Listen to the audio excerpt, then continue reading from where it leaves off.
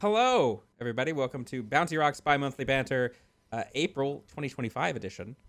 So we're here. We now have little nameplates below everybody, so everybody can know who everybody is. And as you can see, we have a new guest today. This is Sérgio. He is our font guy, and I will let the rest of the team take it from here. Certainly. Thank you. So welcome back, everyone. I think we were potentially a week late this time, depending on who's counting. But here we are with another one of the bi-monthly banters. And to start off with, Panda mentioned Sergio, and we're going to come back to that in a little bit with some questions and also showing off some of the work that he's been doing.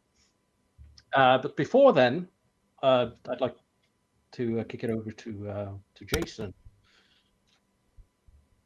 So we've been working on a new tile set. It's called BellowGloom, and it's basically something that has been in the back of our minds for a while, and it's something that's kind of it's an area that's ubiquitous with Dungeons and Dragons, something that's like the mythic underworld and the Underdark and things like that. So we've been working on this, and I wanted to show it off on the screen, just some of the stuff that we've been working on here. And this is it. So we have, you guys are going to be able to build out towering mushroom forests. You're going to have a brand new tile set that has, I think, 19. There's like 19 props. There's almost 20 new tiles, including let's see, some combinations. But let's break it down real quick. So with the mushroom forest, you guys have basically tops. So you're gonna have like 3 different tops. You're going to have and they're all link and attach. They all have attachment points. So you have 3 pieces for these things. You have a bottom piece, a middle piece, of course the top piece, and then you have a let's see if I can find one. If not, I can just grab it from right over here. And then you have this guy that you can just stack up. So and then you can just make these gigantic forests here. You also have a few new stalagmites and you have one new stalactite and a couple of stalagmites here, and you have a bunch of new plants and mushrooms. So if we zoom in, we have some pretty cool mushrooms like these guys right here. We have ones that you can stack up on the walls to kind of like these dryad saddles. You have some new plants like these weird kind of otherworldly alien plants like this. You have glowing mushrooms. That's going to be cool. And you have these kind of like these, what I call pancake mushrooms here, that you guys can use to kind of make stairs and stack them up, do whatever you. I mean, you guys are going to build areas that are going to blow this one away. But along with this, you also have some like new tiles, and these tiles are pretty cool. These, we wanted to go kind of different with these. They have, you can see little stalagmites everywhere, whether it's on like the wall pieces or the stairs, and it's got kind of this eaten away kind of rotting stone down beneath, so this is like all of our tile sets, just the beginning. So this is like the base kind of BellowGloom set to get you started, and of course we'll be doing expansions in the future. There was already some things where I wanted to do, but along with this, because this new release is basically a Kickstarter release, something that we've been kind of working with some of the backers at certain tiers to help design and produce. And so some of these miniatures are actually like the tile set itself is one of the larger tiers, but we also have some miniatures here that's going to be included in the pack that we're basically co-designed with some of the backers. One of my favorites right here is this Displacer Beast house cat here. He's pretty cool.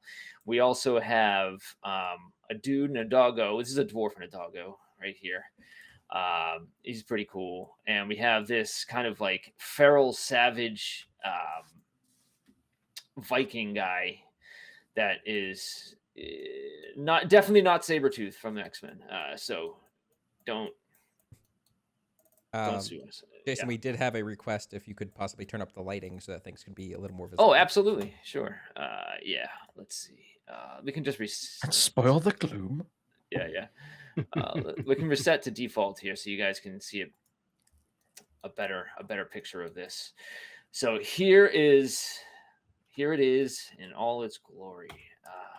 And so yeah, you guys are gonna have a bunch of, and the coolest thing about this is we are going to be releasing this. We're building it right now. It's being built to pre-production. A new build is being built, and we're hoping to release this sometime soon after the stream, so we can get this kind of like to you, tonight. So you're seeing all this right now, but don't worry, you're going to get your hands on it real soon.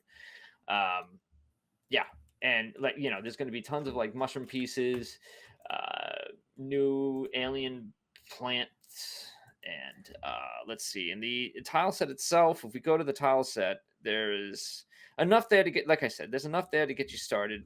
Right here, there's about like 20 pieces, and that's about it. This is a really cool one. I'm looking forward to seeing what you guys do with it, and like I said, it's gonna be in your hands pretty soon. So that's BellowGloom.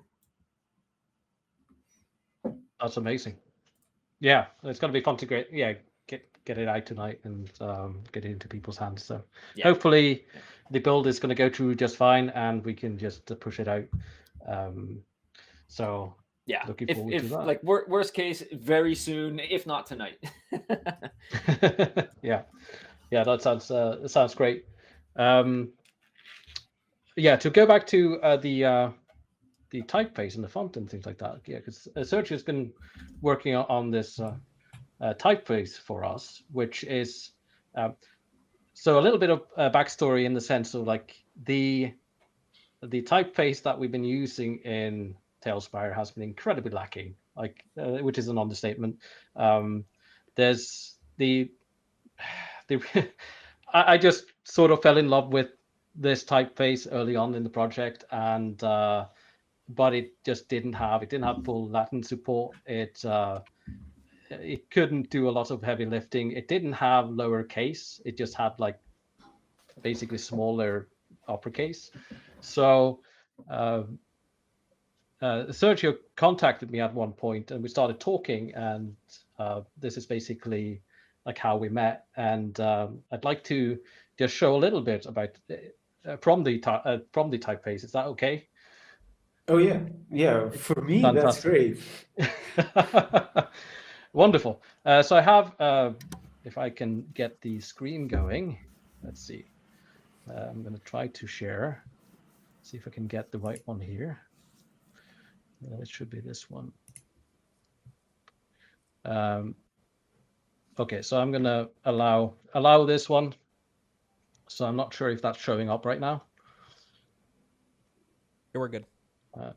We are good. Amazing. I see BellowGloom and some text.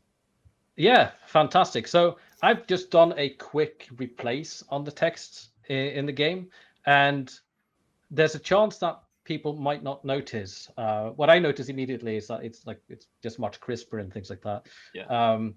But I have this text field on the side containing like actual characters that we need, and not only that, but yeah, we have the ability to, let's see, to use lowercase. Hey, It is that font is a little small on screen, so I don't know if it's okay. It's very visible. It might not. Yeah, it might not show off that. Like let's crank it up a little bit. See if I can go in here and just do input field. Let's crank it up a little bit. Where are we at anyway? Let's do text area. Seeing all of the background stuff for TaleSpire font size. So let's just do like something like that. Go back into maximum, and then we can see a little bit more. Beautiful. So this. Yeah, so I'm incredibly excited about this. Yeah. And Sérgio has been such an incredible resource, not just with creating this, but also just explaining typefaces and fonts in general. So having him on here, I'd love to talk a little bit about the font and talk a little bit about like fonts in general. So I have like compiled some questions for you if you don't mind. If you, I can lay down the screen share now. But yeah, could you just tell us a little bit about yourself? Yeah, sure. So I do typefaces, of course. I design them and I engineer the fonts. So when we're talking about building a typeface for TaleSpire, we're not just talking about designing something new and then it's done from the design perspective. I'm actually working with the team in order to try to get this to render properly, to have the correct font file to be perfect for what they are running. And that's a bit complicated given that game engines don't usually like fonts, but that's a different conversation. I've had this conversation with baggers before. We'll have it again, I'm certain. Yeah, so I design, type, I draw the fonts, I engineer stuff. I mostly work for clients. I have a huge interest in linguistics for what I expect are obvious reasons at this point. I love TTRPGs. I actually went into the Discord for TaleSpire way before I did anything for them. And that's where found me, because I answered a couple of complaints about language support on the Discord. And they reached out to me and said, hey, do you know more about this? And I love card games. I just love the whole thing about this is I love systems in general. So for me, this is kind of the same thing. So I work on my own, and I work for a company called Schriftlabor, and I just do type for a living exclusively. Nice. That is fantastic. Yeah, it's been so incredibly fascinating talking about fonts and just getting excited about it. I knew so little going in, and I feel like I at least now have like a good, like a semi-good grasp on some of the concepts that I've been talking to you. So that's actually like what sort of goes into creating like a fully featured typeface like the one with TaleSpire?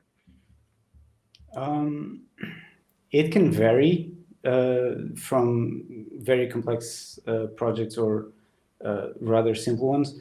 TaleSpire is particular in the sense that we have to deal with game engines. So rendering fonts is not a priority usually. It's usually for static images or for any kind of 3D. Fonts, live fonts are not usually rendered very well. So kind of needing to know the project, so what you guys are using, needing to know what languages to cover, because the first thing we wondered about is Optimus Princeps, the font that is still currently being shown, is does not have full Latin support. But besides Latin, and Latin meaning the Latin writing system, the Latin script, besides Latin, what do we want? And we came to the conclusion that at least Cyrillic would be good to have, and try to cover several languages in Cyrillic. So this is particularly relevant to know. know the scope, know what is going to happen and how we're going to render this in the end. Because a book is very different from a website, and it's very different from a car display, which have, by the way, specific fonts usually, or like an OS. Making fonts for OSs is complicated if you're doing certain writing systems, because everything is prepared for Latin, but nothing is prepared for other things, right? So with TaleSpire, we started out consulting on language, if I'm not mistaken, and then we rolled into the team wanting something that is bespoke to TaleSpire and how to work with something that fits the needs that the consulting kind of brought up. Yeah, wonderful. Yeah, and sort of also just talking about the specific TaleSpire typeface. So from like a typographic, from like if you were to describe the TaleSpire font as you would like a typeface, like I had a better word of saying this, but I just forgot. What's the taxonomy of it? Yeah, sure. Like, how would I dissect the typeface? Yeah, as in, because you have like a typeface has a lot of like different features that seem to be common across things, right? And so how would you describe the TaleSpire one? Well, stylistically, I'd say it kind of tries to get what the same source of what the previous typeface was doing. It goes and tries to get something from Imperial Roman capitals, but then we just have some traditional old style features. These are type design terms. They don't make any sense in the modern world. What matters is the hybrid of styles is supposed to help with rendering to avoid minimizing the amount of details that kind of screw up the rendering at small sizes, and help with still having a delicate kind of look. If this is working, we're going to find out when we deploy, right? Because I'm open to feedback and getting this fixed if needed. I mean, that's kind of what we've been doing here. Yeah, no, it's going to be good to start iterating on the font actually in game. So that's going to be the next step there as well. As far as like these features that make up the typeface, like when you're doing different writing systems, let's say for Latin and Cyrillic, for example, which are the two that we're doing, like do the rules and the guidelines sort of apply across the writing systems, or do you have to consider like significant different things? They do not apply across all scripts. Different writing systems have different requirements and different needs, and they come from different sources. Cyrillic and Latin kind of have common sources, or at least common roots, but they are stylistically, Cyrillic in particular was stylistically pushed as in a top-down decision, whereas Latin is actually a mesh of scripts. Like what we call Latin is the upright, so the non-italic version, and the italic version, we think it's all the same. It used to be two different scripts that we now consider the same thing. Cyrillic kind of was pushed to have similar shapes at some point.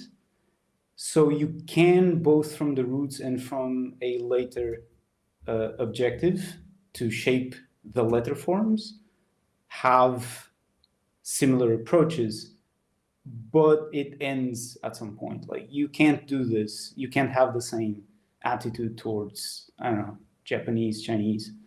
Sure. You can't do that. They're vastly different. Some scripts do not have contrast. They're supposed to be monolined. So because the way they're written, or the way they were written originally, there was no contrast in the tool that you used to write. So you don't get thick and thin strokes. You get a stroke. So how do you apply the idea of sans serif or serif to a typeface that is what you think nowadays of a sans serif? The way I do it is I look at the sources, I look at what makes sense for that cultural idea of whatever we're trying to pass along here. Roman imperial capitals or the TaleSpire font is supposed to help with a feeling of imponence of some sort with the capitals. How do you do that with another script? What language conveys that in another script? That is what you're going to get. You don't translate, you don't copy paste features from a thing into another thing and hope it works, because that's the same as using language words from a different language and hope it works, because it won't. Makes sense. I'm not Brazilian, no. I am Portuguese. Well, there you go. I'm reading the chat, sorry. Go for it. Yeah, though, if anything comes up there that you feel like you want to elaborate on, go for it. The thing I was going to ask a little bit about, because before we had this conversation, like a long time ago, about having a typeface made, like I was looking for resources on like doing typefaces and things like that. So are there any good resources, communities for typography? Yeah, there are. The community, the typography community, because typography and type design are kind of different. The typography community is much vaster, because that you get to know about typography a lot more in web design and graphic design. So it is vaster, but in my experience, they're usually pretty cool people. It takes a special kind of nerd to care about letters. So they tend to not throw people away and try to give them stuff to learn. Type Drawers is a forum with great resources for typography and for type design, mostly focused on type design actually. And Typewolf is a website by Jeremy, I don't actually remember. I should know. I know him. This is kind of a big failing. But Typewolf is a great website that aggregates a bunch of resources for both typography and type design. And it has a very big focus on type for web. So if you guys are interested in that, that's actually really, really nice. The Glyphs app website also has some good tips and resources if you're interested in drawing typefaces. And then both from the learning part of the website and the foundries they point to. I'm kind of biased towards the Glyphs app because I work with one of the people who made the software. So take that as a disclaimer. If anyone is interested in more stuff, ping me or just ask here and I'll give a list of courses and training programs or whatever you guys want to know. I'm not as connected as I used to be to the community. I just don't have enough time. But I still keep tabs on a bunch of the learning resources. Amazing. Yeah, I might actually like ask for those myself as far as like where to go and learn. Because once again, when I first started looking at this stuff, I was looking online for fonts, and you sort of expect when you go to resources or places at least and pick up a font that it's going to be good. But what are some of the common pitfalls or common problems when you're looking for a font available online?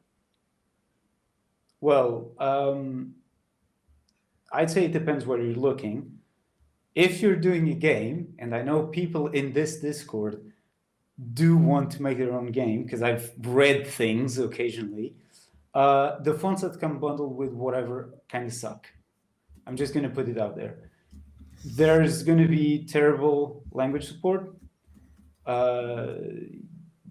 You'd be amazed at the amount of fonts that can't write most accents for any European language, much less any American native language. Design features that are a duplication of a cloning of whatever other script, like what I was talking about, right? So if a font has a specific kind of style for a specific kind of script, and then they also have another script or another kind of, I don't know, language, usually, they'll use very often the same kinds of visual language, and that sometimes matches, sometimes it's just not appropriate. There's a term for this called arabesque. I'm not sure if this translates well into English. This is what we call when you take something and make it look Arabic without it being Arabic. Right. Arabish.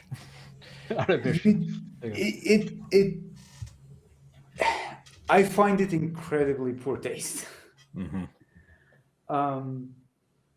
But this happens a lot, and it happens a lot with marketplace fonts.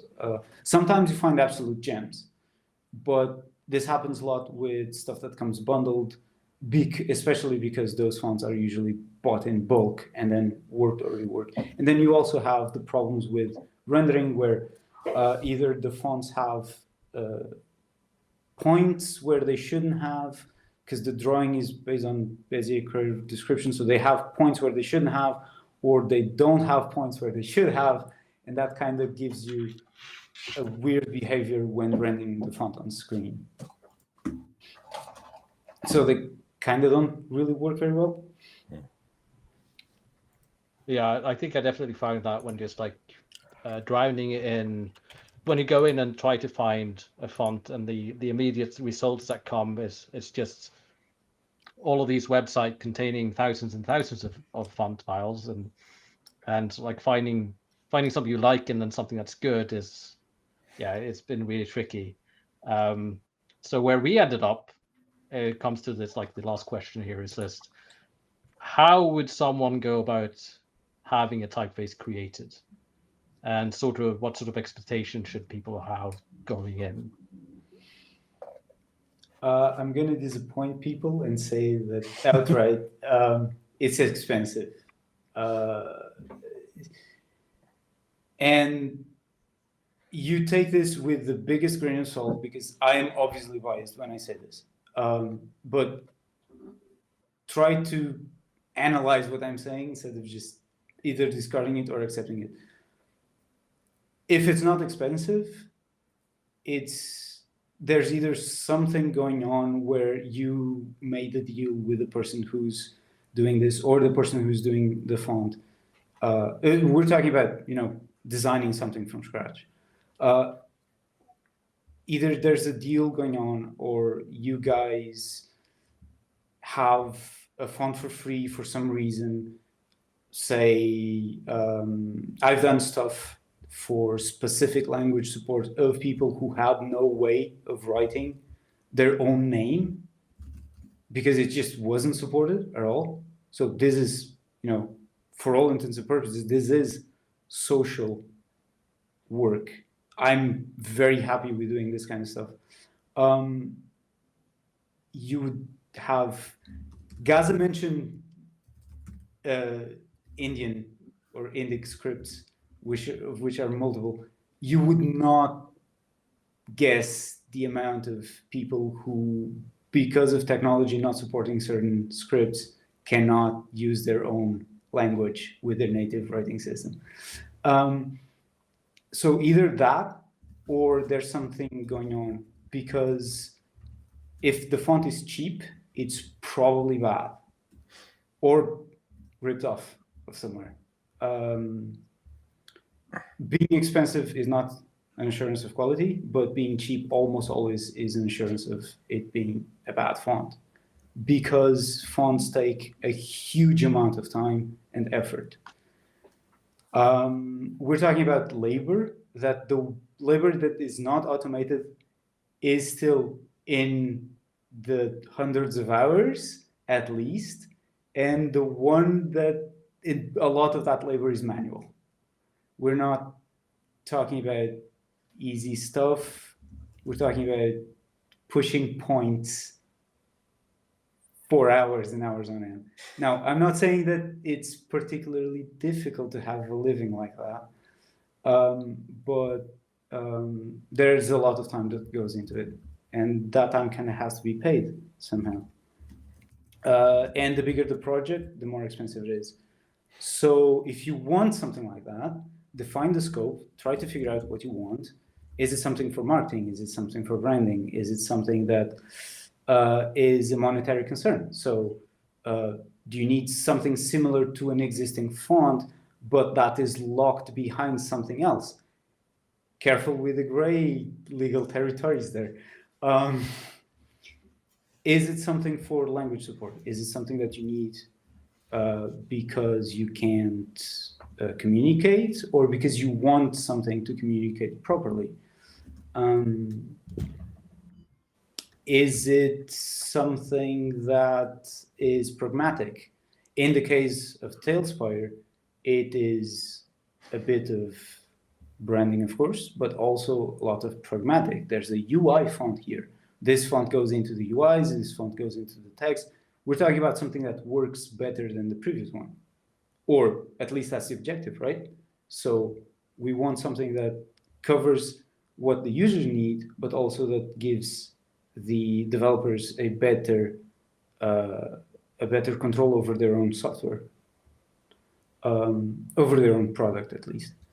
So don't say as much as possible when you want to cover something. Just kind of try to figure out what it is that you need, and if the person you're working with is responsible, they'll tell you to prune some things and suggest some other things, because no one knows every script or most scripts, and it is in fact a thing that people will try to build a team to work on your project if necessary. So that's one point. The other point is don't reach out to stuff like MyFonts. Reach out to studios.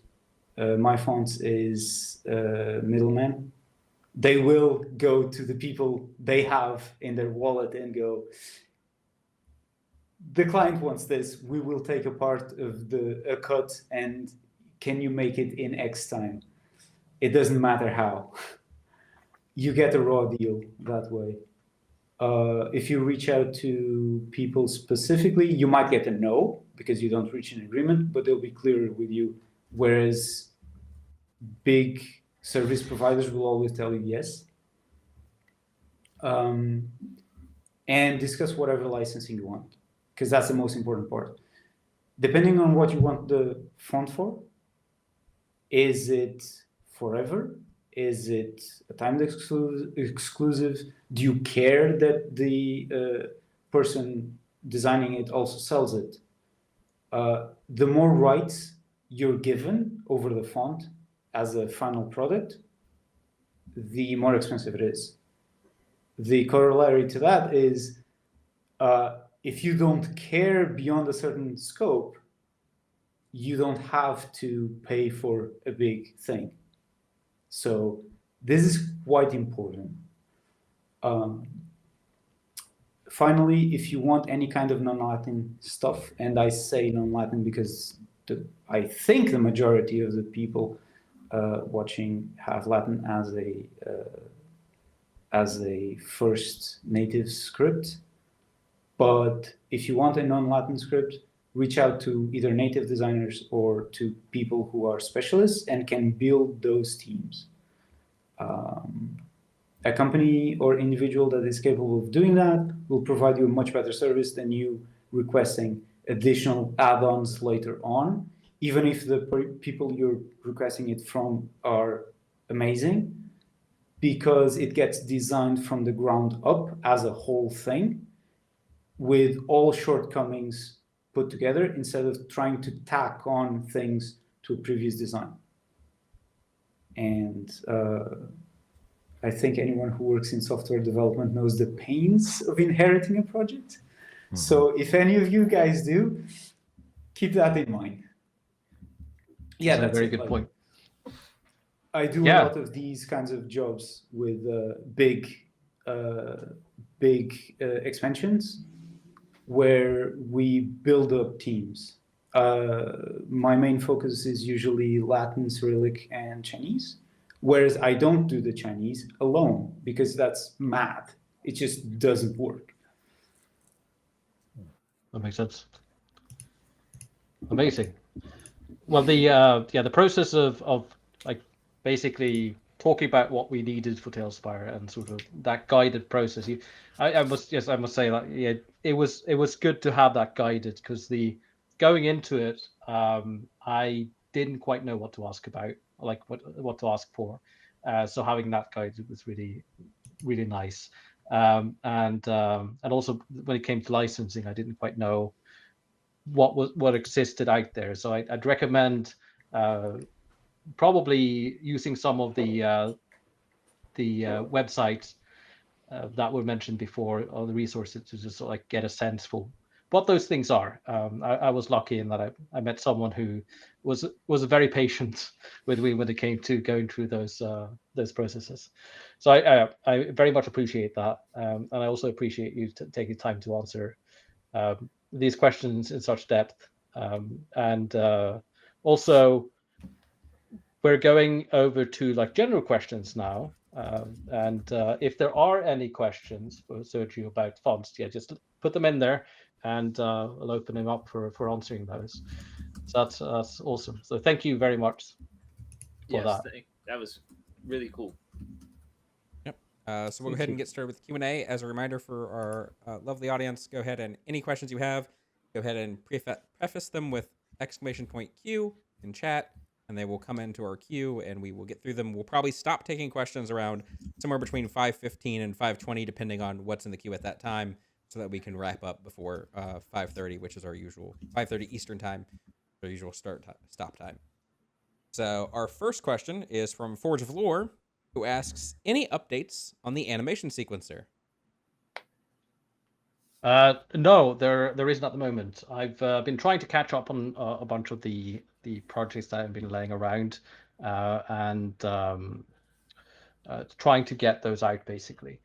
The one that I'm currently looking at is the status effects. So basically trying to wrap those up, and then once they're done, I'll be evaluating which of these projects that I've sort of put on the shelf for a bit that I'm going to continue on. I don't know if it's going to be the sequencer yet, but I mean, if people request it enough, I might be inclined to do that next. We'll see. There are, after coming back from parental leave and things like that, which I'm not 100% back technically. It's just been about trying to catch up on all of those things. So nothing at the moment. Okay. Forge of Lore also asks, any updates on subboards for movements of assets during gameplay, like a ship? Everything's still in place for that. I don't have nothing new in the last couple of months, basically. I'm looking forward to getting to that one. That's going to be sick. Okay. Slow Dive Fan asks, side note, I heard a rumor there may be a Neverwinter Nights 2 remastered in the works. Thoughts? Yeah, I mean, that's exciting. From someone who did a ton of Neverwinter Nights 2 modding. I think Jason and I had a little bit of a conversation about that and Misery Stone. There was like a bit of renewed inspiration for an old project. Yeah. It would. I mean, honestly, it would be cool to go back and finish Misery Stone, because that was during a time when Johnny and I started getting into like actual game development, and this like Misery Stone. I feel bad because like I spent so long trying to like get the first half like perfect, and then like you know, the balancing issues, lack of content. Yeah, I'd love to get back and like do something, but like I don't know, man. I don't know. I don't know. We'll see. It's super exciting though. It's really cool because like Neverwinter Nights, the first Neverwinter Nights still enjoys a sizable fan base that's rabid, you know, and Neverwinter Nights 2. Obviously because of its tools and things like that, I don't think it like had. But so it's really neat to maybe have like a resurgence and get some of those old modules, like the stuff that like Zach Hallbrook was working on. There was some real, I mean, of course, Slow Dive, the Icewind Dale stuff. Get some of those modules played again, because a lot of work was put into them. It took a lot more work to make something. It's to make something that was kind of like up to par with the modules that shipped with the game. You know what I'm saying? And it was made basically because of the area design. Let's just say it.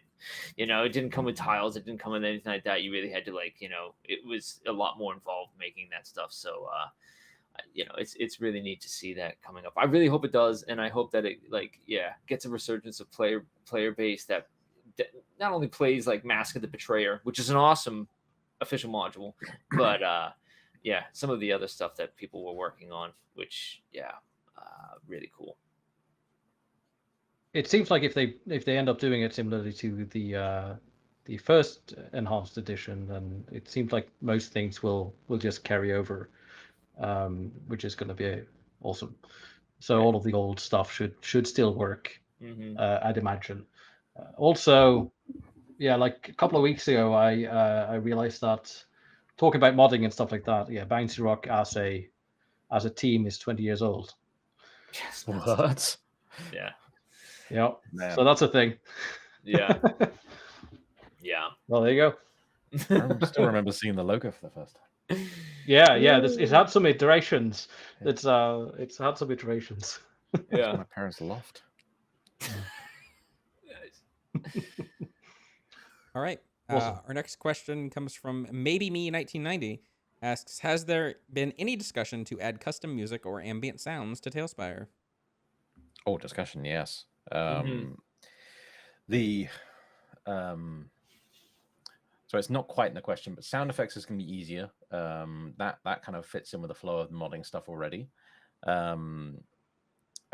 more of a kind of UX thing. We're doing the rework of all the stuff around the audio. But the music stuff just tends to get into that. How do you sync it without getting into messes of licensing and things like this? And so the answer before was kind of like, oh, we can do like peer-to-peer things. So we're not hosting anything that's potentially not that you guys would share copyright material anyway. But yeah, so we're not kind of facilitating that. But oh boy, we haven't dived back into that one in a little while. So there's not on the technical side, at least, there's been no new infrastructure on that. We'll keep you posted. Okay. Monofos says, you guys are doing an outstanding job with TaleSpire and the banter that I'm running out of questions. Well, with the unfortunate missteps of D&D Sigil, I think a few of you would try out the VTT to see what it's all about. Would there be anything you would like to incorporate from anything from Sigil? I'm pretty sure mismanagement is something you'll never follow from their misfortunes. Oh. Man, just as an opportunity right now, just to shout out to any of the folks who were on that team. They really got the shitty end of that stick. Yeah, they weren't given the folks doing that, I don't think were given a proper shake to have a go at this. They were building something, and even though there are different takes on these things, there was room enough for everyone. But not if you are Watsy and need all the billions. Yeah, something to take from there, man. I would love to have a clear path to know how to do reparenting of physics objects, because they could have things stand on lifts and go up the lifts, and doing that in a like that involves some work. It's not the hardest problem, but also like it would be a bunch of stuff I'd have to think about before I could make that work smoothly. So yeah, that's something I'd definitely still. Yeah, sorry. When you said the lift part, now it's like that was one of the things when doing the Titan sizes. Like, oh, it would be nice to just like place a miniature on top here. It's like, okay, yeah, that's a problem for another time. I sort of I haven't had the ability to truly dive deep into what they were creating, but I'd like to check it out, to do it like to look at some of the things that uh, I feel like they did really well, but also maybe some things that like some philosophies that like, they might have had different than ours, and like see um, like how to put this, like reaffirm some of the thoughts we've had around some of the systems that we're doing. I there were certain things that came up around like audio cues, for instance, and things like that that Jason and I have been talking about, and also um, yeah, how they did the automation, which sort of crashes a little bit with how at least we've thought about any type of rule implementation in the future. At least personally, how I've thought about it, where it seemed a little bit heavy-handed, maybe. But yeah, I do want to check it out, and I'm thinking about doing some play sessions and things like that to see. Because yeah, I definitely agree with Chris in the sense that it's really, yeah, I wish they would have given it a proper go and some proper updates, and so like see how it would actually evolve rather than seemingly axing it so early.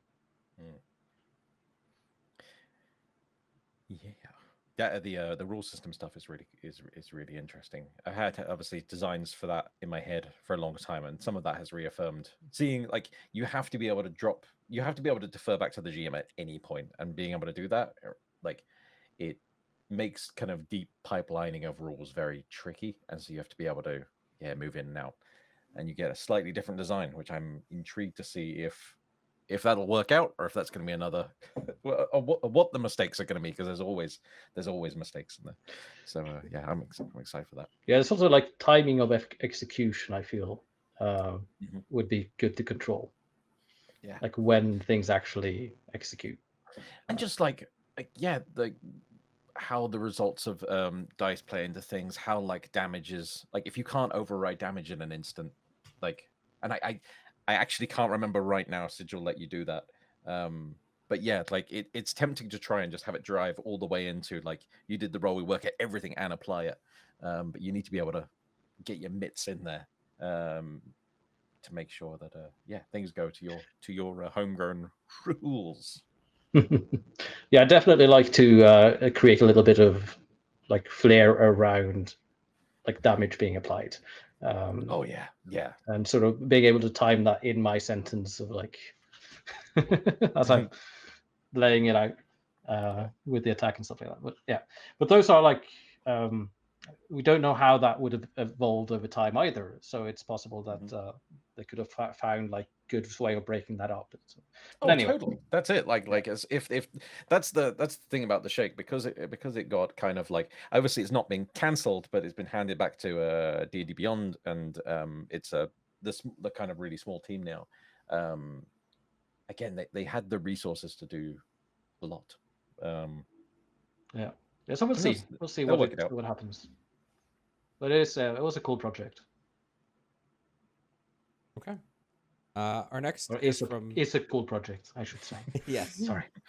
Our next is from Maribor is Sick, who has a few questions here, lots related to subboard. When subboards are introduced, is it planned to allow movement in the 24 directions or at subtile increments? any plans of allowing movements in more than one axis?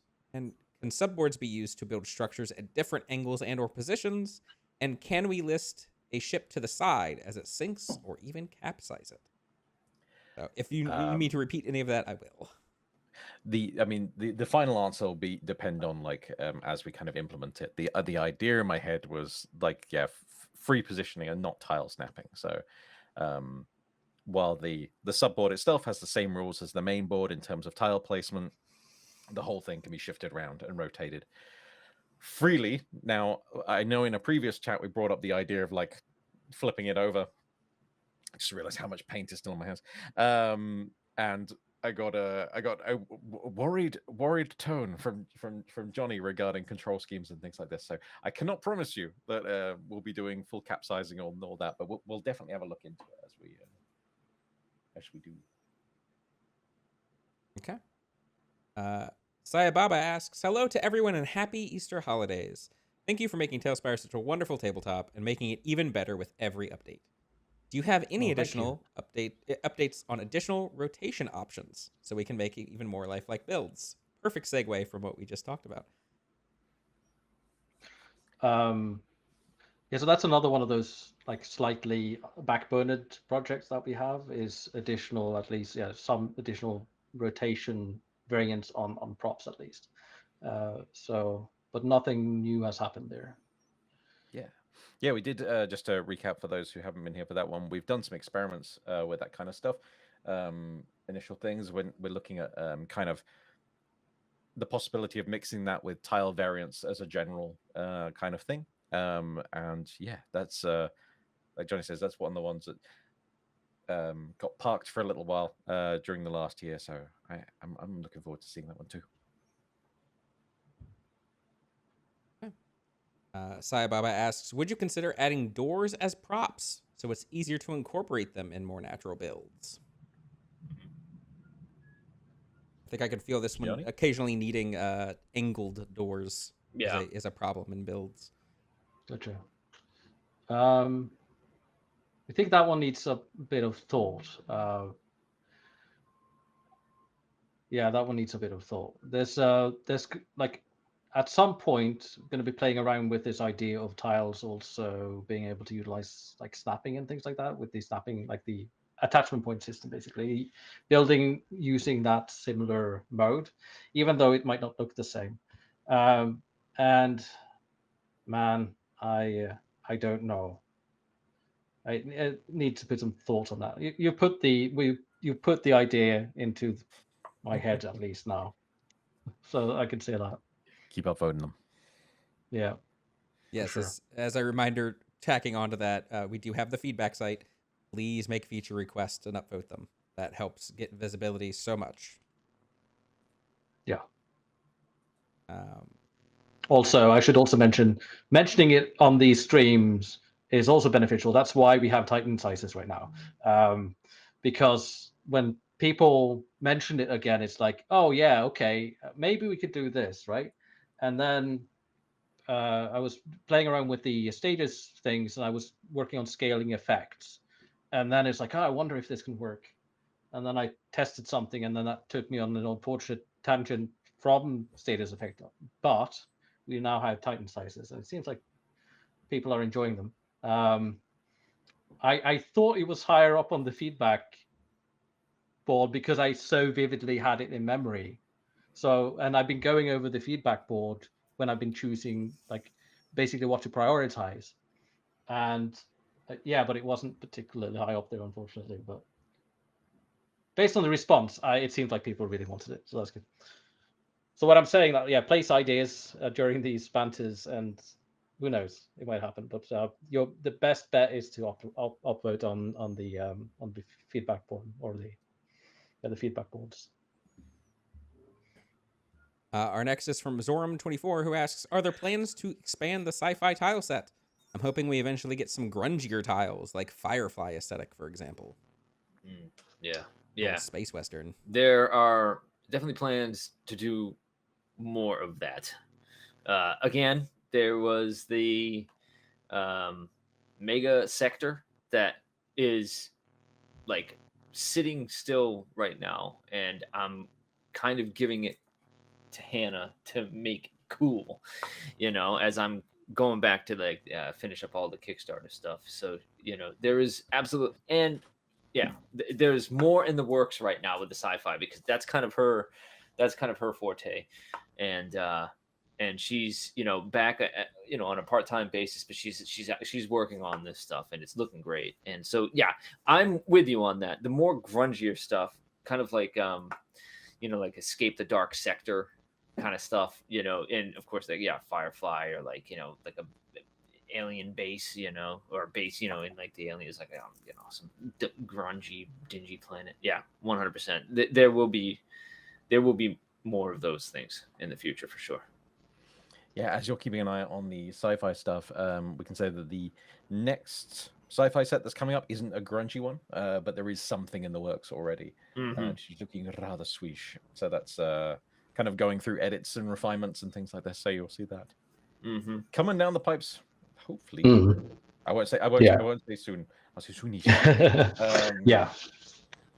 It is like close to wrapping up, but Hannah's currently working at like I guess it's 40%, so things takes a little bit longer.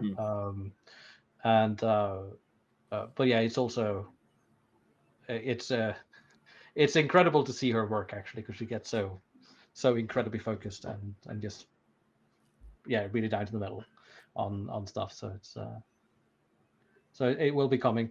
But as far as like more grungy stuff, we also look at the asset requests a lot, and please get that up there, because I think it would be cool to have more of that stuff. I know when I did like my like tile set for like the spaceship one, I was actually thinking more in the line of like Firefly and things like that.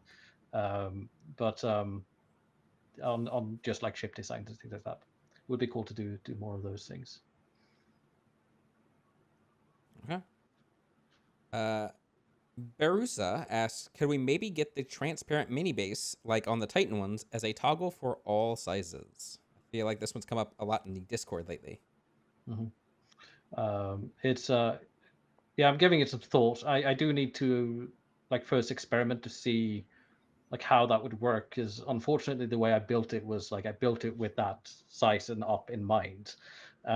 So it's not going to be just plug and play, unfortunately. So it's an interesting one.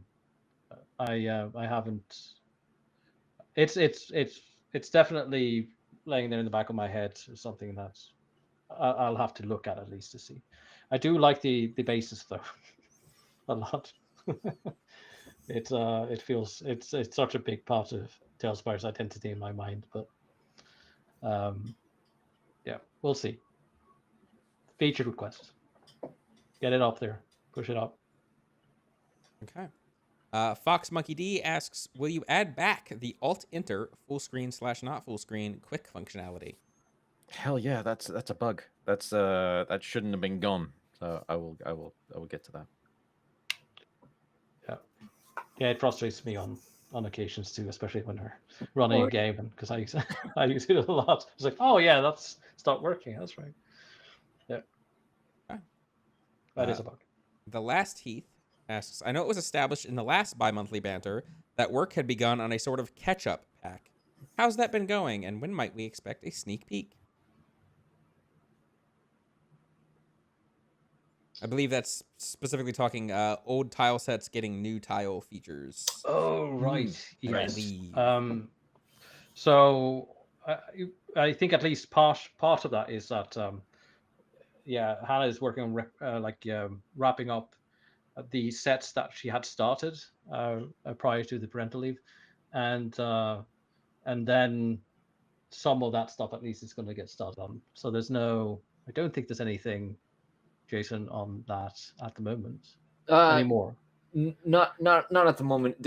Well, yeah, I mean that is a plan to do these catch up packs, but yeah, like I said, there are some like other kind of like priorities before that. One thing I'd love to do is just see that mega sector get pushed out, but Mm. you know, this year, I mean, yeah, it is something that we aim to do, to just kind of flesh out and standardize the sets.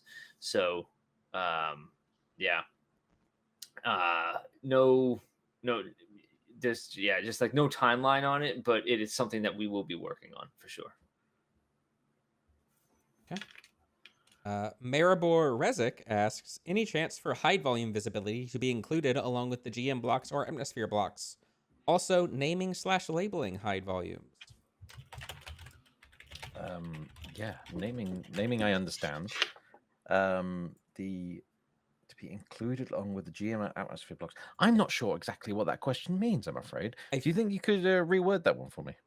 If they do not reword it soon, my first guess is just a quick way to toggle them. If you could link a bunch of them to a GM or atmosphere block, when you retoggle that block, you'll be able to toggle all the hide volumes associated. Yes. I don't know what the implications of that would be right now. So I don't have an answer, but that is a really interesting idea. And I was told yes from the chat, so that is exactly what they meant. Okay. Was nice one. A quick way to toggle all of them. Right. Toggle multiple Right at on. once rather than having to click everyone individually. Yeah, Right. Yeah. As far as the GM block stuff, I would have to have a think. Multi-toggle, I do wonder if there's a way we can make that easier. Linking them together, I've talked about before, and the implications of what that means for syncing, which makes that tricky. And how I'd really just want to do something different with the hide volumes in general. But that's not on the cards right now. I'll keep that in mind when we get back to that feature. I think I have some ideas if you want to poke and chat about it at any point. Our next comes from Beruza, who asks, could it be implemented so you can give a group of creatures to a player? It would make running war games way easier. That's feasible.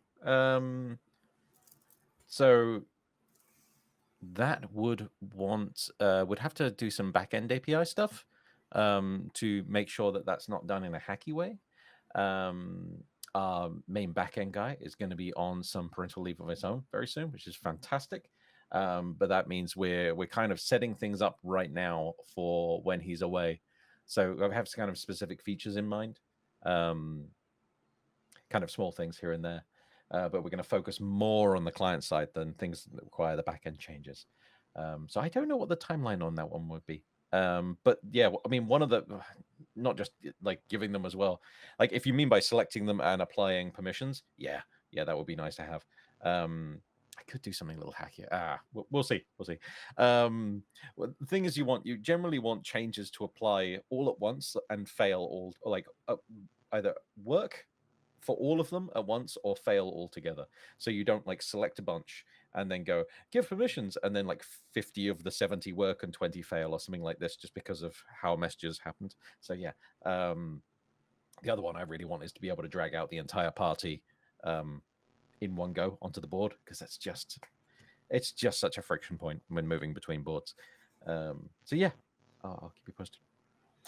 I would say on that one too, just a quick follow up is like in the meantime, if you're depending on like the war game that you're running, I mean, just make everybody a GM, so that they can select. That's what I would do if I was playing something like either 40K or Old World or something like that, or even Trench. What's the new one? Trench Crusade or something like that. Just making everybody a GM would probably be just so you don't have to go through the process of actually selecting, because like that is, I could see that being very painful right now. And you may not be aware that like you can just make anybody a GM or a player, and you probably are, and there's probably reasons why you haven't done that, and you're asking this question, which I'll shut up. So. Is anyone else hearing that feedback, by the way? Yeah, that is coming from, I think, Johnny. From me, interesting. Yeah. And that's just started happening? Yeah, occasionally you've been getting really loud, and I've been having to do some micro adjustments, but you did have some staticky feedback. Never mind. Okay. I apologize. I'm not sure what's going on. Yeah, you are coming through loud at the moment. Okay.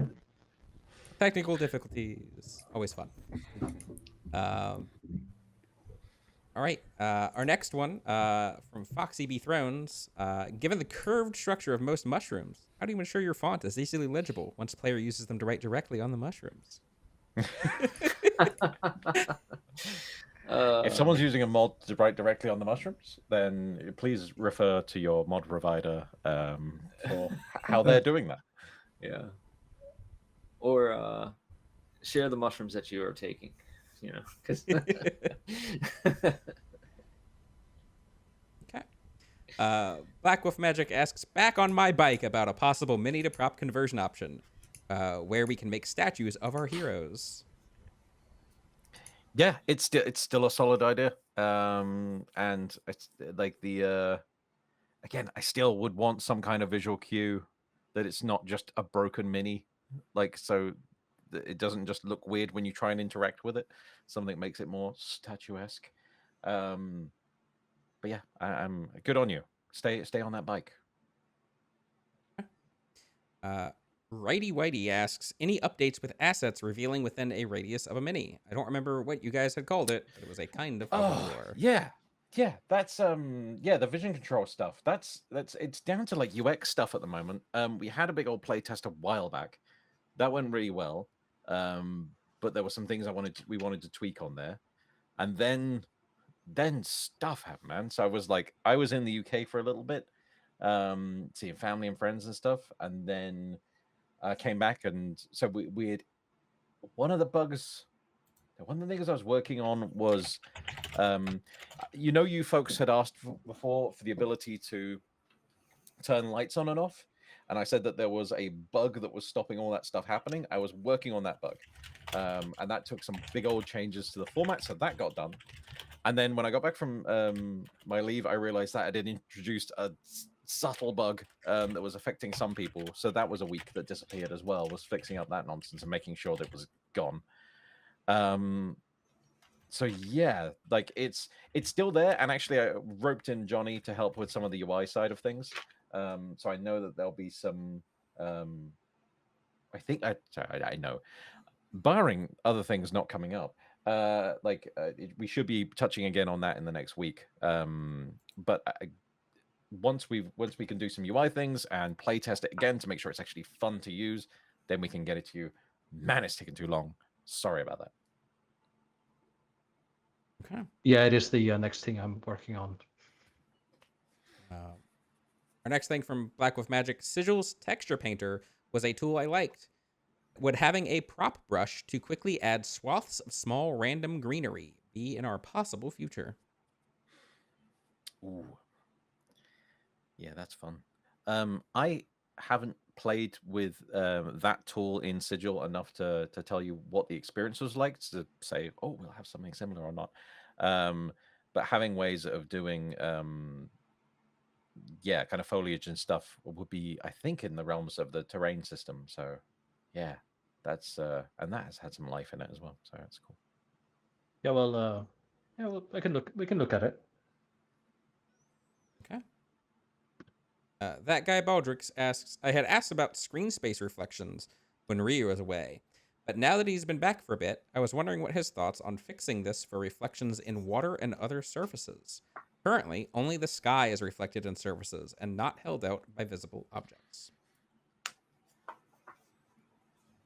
Yeah, so there are some issues in general with the ordering of the post-processing effects. It is. I started looking at part of it recently when it came to getting some of that oomph back in general. That's we've sort of lost over time, and then I came away from it like, oh, I'm not entirely sure how to balance this with all of people's creations right now. So I sort of backed away a little bit from that. But that's somewhat unrelated to this issue that we'll talk about. It is a bug that needs to be looked at, and yeah, I'll make a note of it to look at it again to see whether or not I can make sense of it. It's not trivial because of both some of the post-processing effect that we've added, but also with some of the stuff that we're doing more custom. So yeah, I'm going to make a note to look at that again. Thanks for bringing it up. All right. Justum0911 asks, any thoughts on an advanced mini size that can be toggled in to allow for specific base sizes not tied to tiles like the current tool? Good for Warhammer.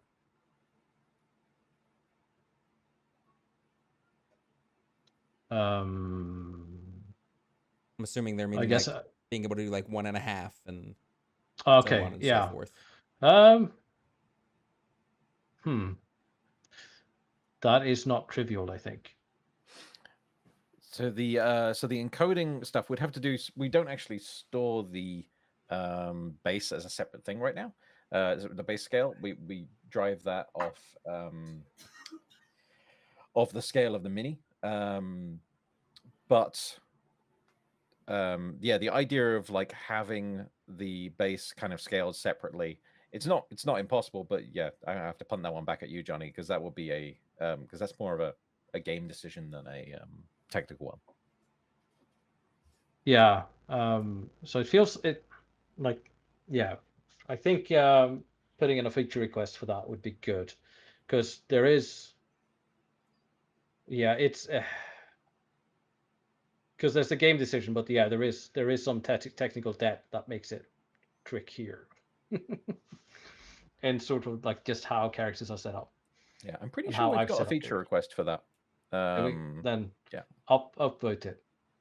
Sorry. Yeah, sorry. Yeah, go ahead and yeah, get it up there. And it, like, my gut feeling is that it's not trivial because of how we set it up, but I could see why people would want it. Yes. They're talking in chat specifically about how Warhammer uses millimeter different size bases and how those don't necessarily equate to 1 by 1, 2 by 2, etc. Okay. Yeah, it makes me wonder if we were going to do that as a feature, like I would rather look at I would at least want to do one pass on, okay, what is the base doing in that case? Is it being used as a kind of rule, a ruler around these kind of things? Is the base in TaleSpire, is that really we want to like fudge that into being that thing as well, or would we want to put down some other kind of visual that helps with that kind of stuff? I know that like being able to have bigger bases to kind of like lock mobs together and stuff like this and move groups was a thing at one point that people have asked about. And actually, I think the original design of group movement wasn't nearly as fluid as Johnny ended up making it. So yeah, there's definitely things we could do in that space, but I'd want to kind of go back one step back and re-examine it as a feature. Yeah, that's sort of my thought as well. Because when we're talking about that amount of precision, it might there's a possibility, or like it should be some type of ruler element or something like that goes around the base rather than the base itself. Yeah, because we actually, I mean, for the folks, like a little bit of the nerdery behind the scales are stored packed in a tight format, so we can keep the messages nice and small when they're going up to the servers, because you can have up to, I'm trying to remember, I think, is it 16 morphs? I think the backend like allows at the moment. And so we can store all the scales for all of the morphs, because each morph can have a separate scale. We can store that in a very small amount of data. And so, yeah, that's currently limited to integers other than the 0.5. It's limited to integers right now. So yes, doing that will be a little fiddly. Like, yeah, going that much precision over everything would make the data costs higher. Because I'm assuming your base would then like be one base scale for every morph on every mini. Yeah, so it's like Johnny said, there is some technical stuff there. Okay. Black Wolf Magic asking about my prop paneling. I would be okay with it not docking directly onto walls, but acting like the prop cubicle partition in Office. Something free with maybe an anchor points, but mostly just to resurface existing builds or allowing for more dynamic positioning rather than 90 degrees.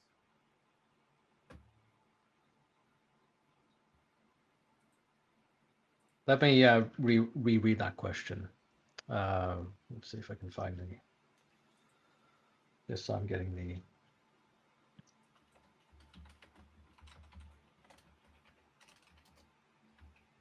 Okay, so this is okay. So this is the thing that we're talking about, where we sort of have like panels that we can just place directly on surfaces that Right. add like details and stuff like that. Like, Right. let's see. Yeah, so this is this is something that still requires some testing, basically. Yeah, because we didn't say that like the I saw that it was like the paneling we were talking about for the mega sector was kind of an experiment that like didn't work out in the same way, in the way we originally envisaged it.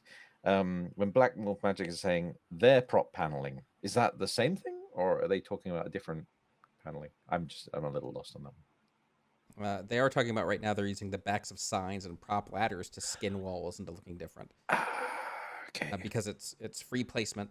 They're able to just kind of put them on the walls.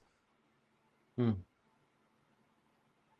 guessing by prop cubicle partition in office. I'm wondering, do we have that already as the cubicle wall in as a prop in our modern set? It's been a while since I've looked at the modern set personally. So yeah, I mean we have cubicle walls and stuff. Yeah, I mean it's just like look.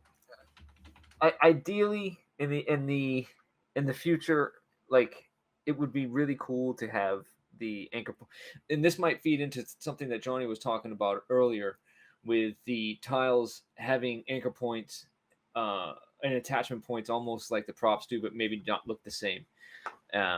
And in the future, if those things get get implemented, it's possible that like the paneling could come back in a way that it would snap properly to some of these things, and we could revisit it at that time. It's like, yeah, just having them as separate prop objects right now, and then having to, I don't know. I feel like if we're going to go that direction and work on those assets and things like that, it should the system should be able to kind of like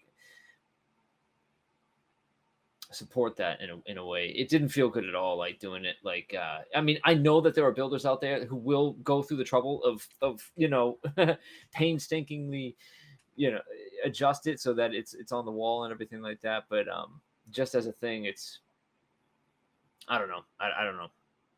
Like, yeah, it was an experiment that didn't feel great, and it would be cool to revisit it.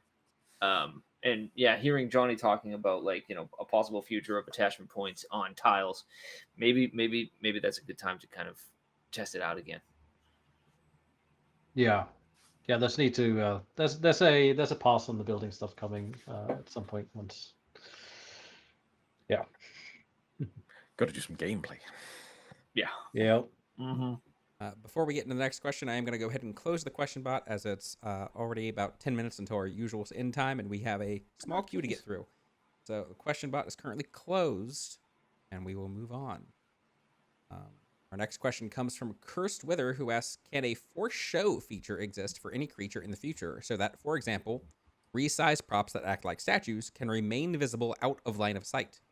Of course, do still let it be hidden with hide volumes. Yeah. Oh, okay.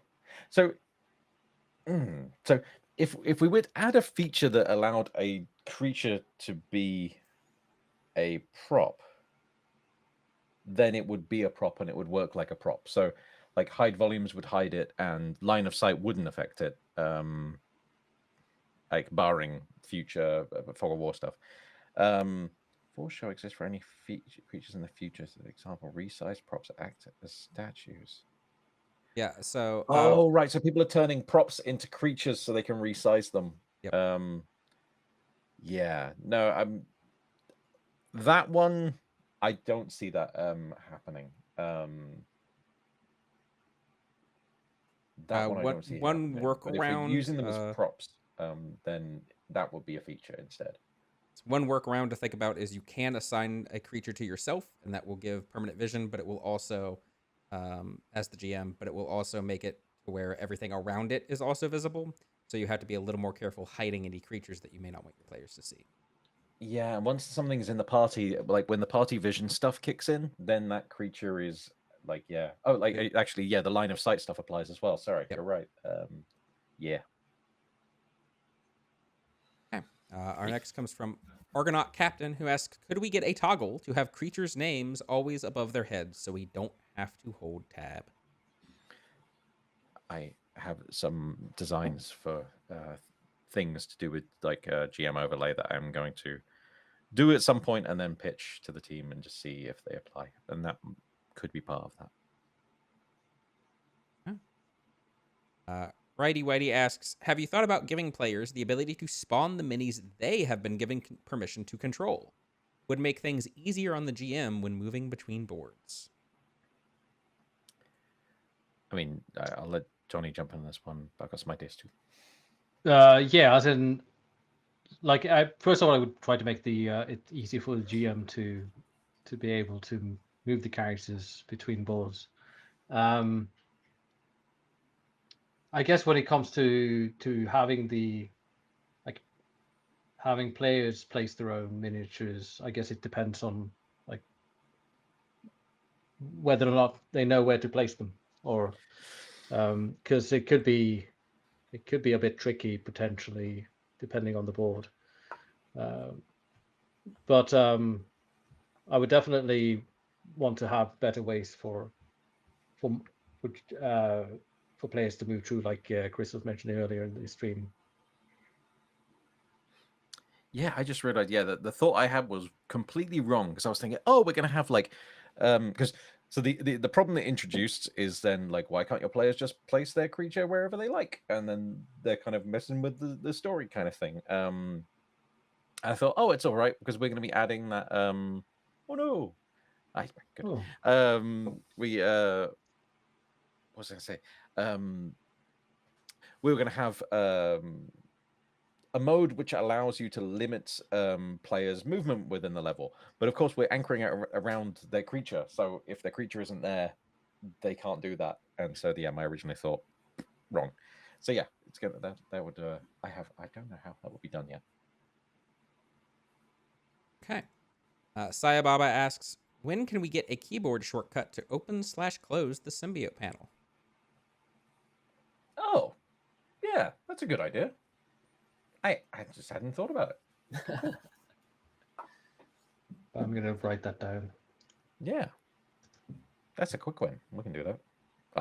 Oh god, no, I've said it now. I hope it's a quick win. It should be a quick win. I don't know. Like maybe like when you focus things and then like the web view steals your input focus and then it does. Oh god, it's just a keyboard shortcut. Should be fine. Yeah, it's just a keyboard shortcut. Sorry. Years of justs are catching up with me. I'm gonna lose my mind. Maribor Rezik asks, terrain system, you say? Any update on that? Yeah, so the terrain system, I recently did some experiment. I talked about it briefly, I think, maybe the previous one that we had. I didn't want to show anything because it's so experimental that it can create some weird expectations potentially.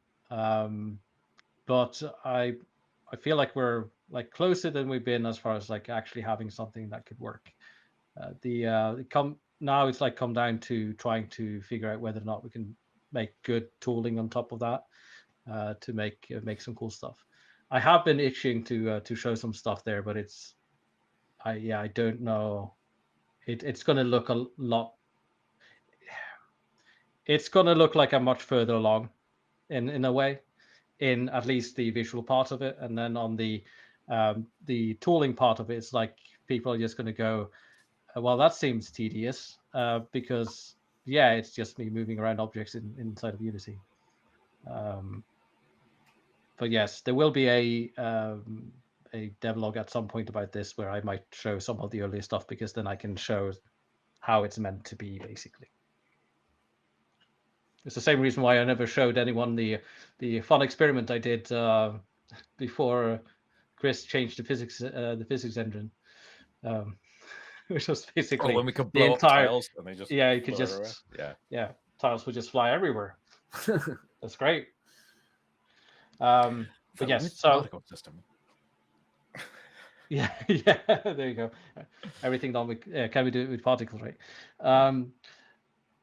So yeah, that's actually being worked on, but it's not. It's sort of it's a thing that I'm playing around with on the side when I need to, like, just.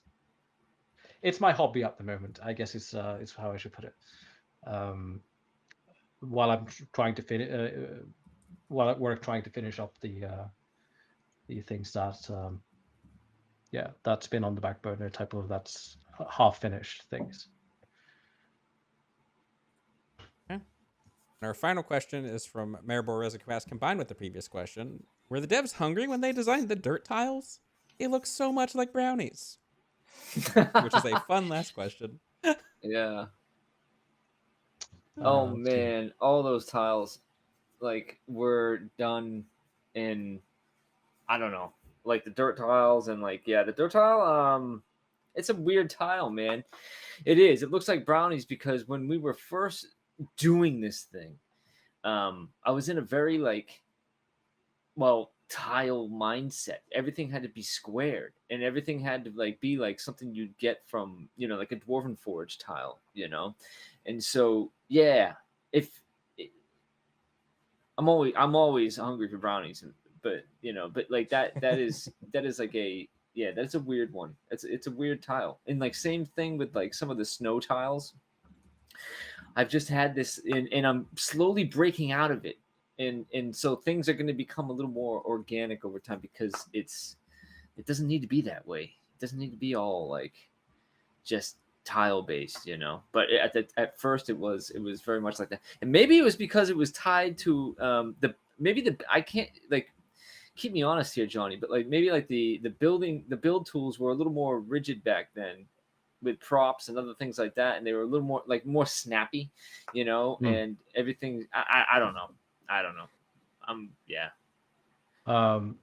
Yes, that's possible. Because like when you look at some of the other tiles, like some of the older ones, like even the rubble, you'll see it's just a rectangle and it covers two tiles, and you know what I'm saying? And like, yeah, I was just in this weird. So I think we were trying to maintain this idea that you should be able to tell what a tile is by the asset itself. So we've sort of gotten a lot more lenient on that over time. Yeah, I remember like Hannah coming out with some with some props that kind of blew my mind, and I was like, whoa. Like and there were scattered bricks, you know, and things like that, and I'm like, dude, we can do that. You know. And this was like early on, and I'm like, okay, well, all right. And like I said, I'm still working on it. I'm trying to break out of the box, you know. But yeah. Yep, I'm hungry now. Yeah, I know. I actually do. Okay, like, yeah, just quick tangent. I actually got some like really crazy, like cream cheese brownie with like frosting on them and everything, and like, yeah, I got like a whole pack of them like last night, and now I'm gonna dig into them. So hell yes. Yeah. That brings us to the end of our Q&A session and our bi-monthly banter here. I'm going to interrupt before we sign off though. So please. Yeah. I was going to say, is there any more before I sign us off? So cool. Not an interruption at all. So there we go. I shouldn't have doubted you, Panda in Chief. Right. Oh, good. Yeah. What I did want to do before we head off is just shout out a few other members of the team because we've been hearing obviously about Hannah's work, and obviously we've been yabbering on about our stuff as well. But of course, Pavel's been in the background working away. He's like absolutely like storming through things as he's preparing for his kid to arrive, which is incredible. He's been working on stuff for third-party integration stuff. He's been doing things for the future demo mode feature, so that when you folks come into the game, there'll be an initial campaign with a board already set up, so you can see things. We've got some cool stuff we're going to do with that, which we're not talking about today, but we think is going to be really fun to help get more people in more easy.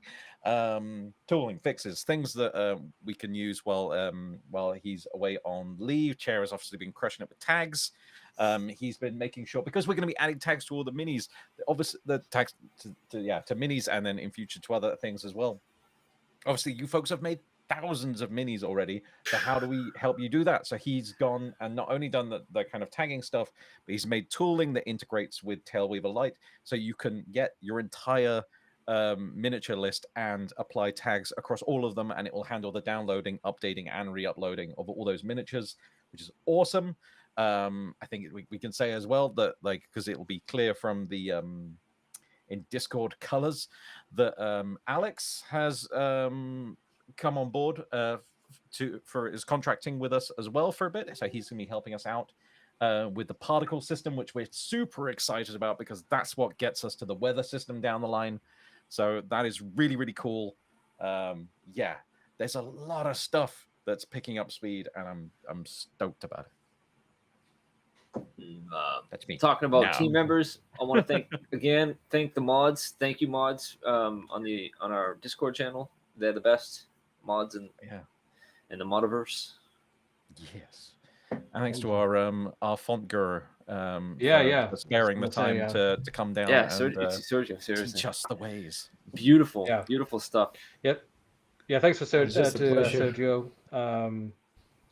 We'll be seeing more of the font going forward, going into it, and then also looking into things like obviously translations, but also the potential of doing in-game notes and things. Yes. Now that we can actually handle proper text. Right. Right. So that's wonderful.